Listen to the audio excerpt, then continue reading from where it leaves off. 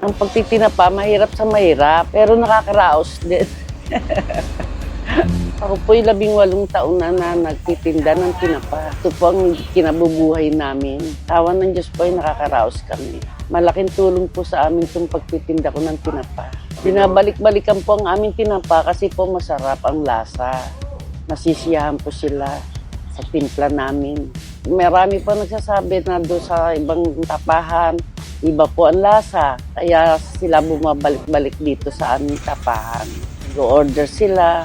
Mga tinapang bangus, tinapang gigi, tinapang salinas, daing. Yan.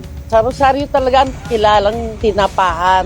Ang sekreto namin, nasa nagbabandiyan, sa nagluluto. Marami nga gumagaya pero hindi nila maparisan. Ako po si Lolita Hernandez Bulilan, ang may-ari po ng Aling Nenes Tinapa Salinas. Ang tinapa namin masarap. Talagang masarap ang aming tinapa. Binabalik-balikan ng mga bumibili. Pag natikman nyo ang tinapa namin, tiyak na hanap-hanapin nyo. Ako ng mga kabinet. Kaya ano, padiretso. Kilala ko yung sa puwila na nag-make up eh.